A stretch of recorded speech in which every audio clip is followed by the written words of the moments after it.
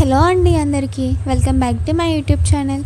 ఈరోజు మనం ఎంతో టేస్టీ అండ్ ఈజీగా అయిపోయే గోంగూర పచ్చిరొయ్యలు కూర ఏ విధంగా వండుకోవాలో చూడబోతున్నామండి. ఓకేనా? సో మనం అయితే ముందుగానే గోంగూర అనేది తీసి పెట్టేసుకున్నామండి. ఈ విధంగా చక్కగా వాష్ చేసి పక్కన పెట్టేసుకున్నాము ఫస్ట్ అయితే. అలానే ఒక ఉల్లిపాయ, ఒక టమాటా, 4-5 పచ్చిమిర్చి ఇవన్నీ కూడా కట్ చేసి రెడీగా పెట్టేసుకున్నాము. ఇప్పుడు మనం గ్యాస్ ఆన్ చేసుకుని ఇలాగ ఒక దాకా పెట్టుకున్నామండి. దాంట్లో సగానికి పైగా నీళ్ళు వేసుకున్నాము. ఆ నీళ్ళు కాస్త మరిగిన తర్వాత మనం ఏవైతే కట్ చేసి పెట్టుకున్నామో టమాటా, ఉల్లిపాయ, పచ్చిమిర్చి ఇవన్నీ కూడా వేసేసుకోవాలి. ఇవన్నీ కూడా మనం పొడుగ్గా కట్ చేసుకోవాలండి. ఇప్పుడు మనం దీన్ని చక్కగా మీడియం టు హై ఫ్లేమ్లో ఉంచి ఈ విధంగా ఉడికించుకోవాలి. దీన్ని మనం మీడియం ఫ్లేమ్లో ఉంచి చక్కగా ఉడికించుకోవాలండి. ఇవంతా కూడా చక్కగా ఉడికిన తర్వాత మనం గోంగూర అనేది నీట్గా కడిగేసి దీంట్లోకి వేసేసుకోవాలన్నమాట, వీడియోలో చూపించినట్టుగా.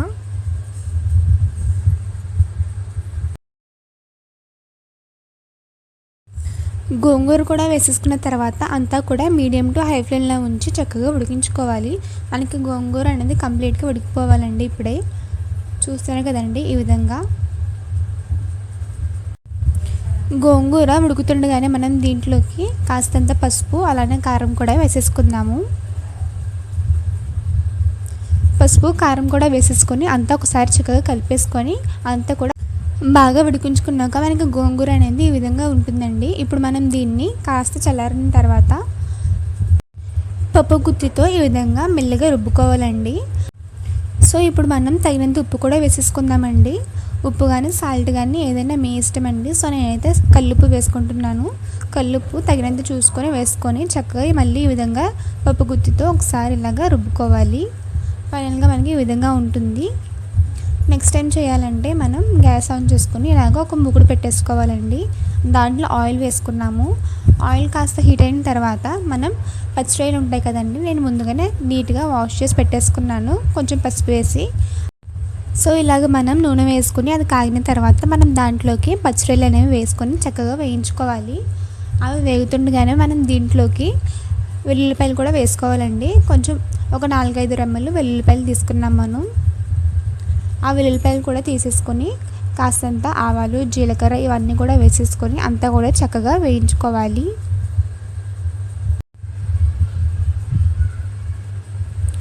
ఇప్పుడు మనం దీంట్లోకి కరివేపాకు అలానే ముందుగానే కట్ చేసి పెట్టేసుకున్న ఎండుమిర్చి ఇవన్నీ కూడా వేసేసుకోవాలండి. వేసుకొని అంతా ఒకసారి చక్కగా కలిపేసుకుందాం. మళ్ళీ అలానే తగినంత పసుపు కూడా వేసుకుందామండి. కొంచెం వేసుకుంటే సరిపోతుంది. అలానే సాల్ట్ కూడా వేసుకుందాము. మనం ముందుగా గోంగూర రుబ్బుకున్నప్పుడు దానికి తగినట్టుగా దానికి కాస్తంత ఉప్పు వేసుకున్నాము. అలానే ఇప్పుడు దీనికి తగినట్టుగా దీనికి కొంచెం సాల్ట్ అనేది వేసుకున్నాము. సో అదనమాట. సో ఇది చక్కగా వేయించుకుంటూ ఉన్నాం కదా. సో ఇప్పుడు మనం దీంట్లోకి వెల్లుల్లిపాయ, జీలకర్ర పేస్ట్ అనేది వేసుకున్నామండి. 1 స్పూన్ వేసుకున్నాము.